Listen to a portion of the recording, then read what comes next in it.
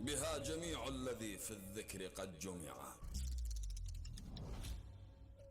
جاهز تسمع المعاجز؟ قرأت رواية تقول بيوم من الأيام كان الإمام علي عليه الصلاة والسلام يمشي هو وأصحابه بمكان، وكان بهذا المكان أكو شجرة مال نبق.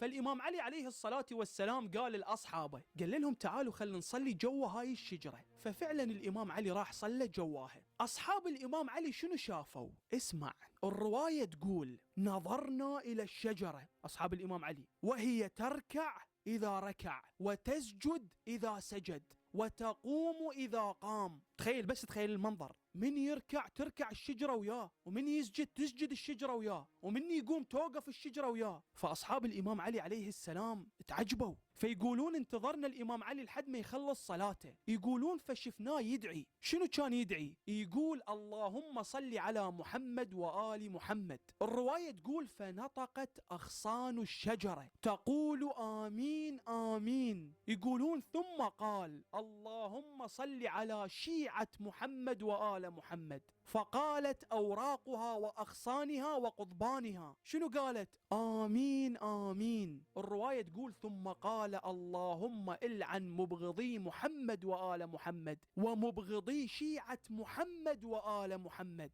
يقول لك فقالت الأوراق والقضبان والأغصان والشجرة آمين آمين. بس تخيل.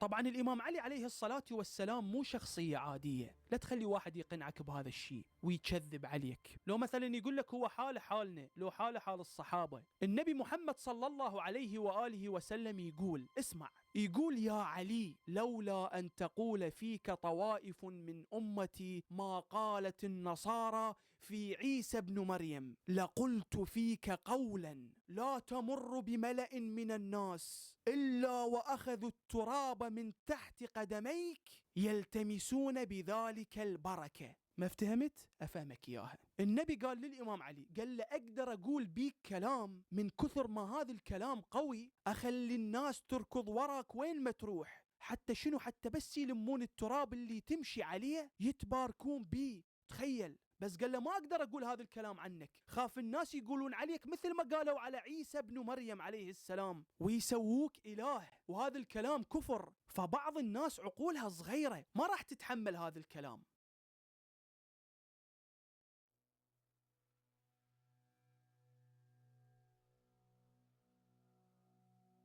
قرأت رواية تقول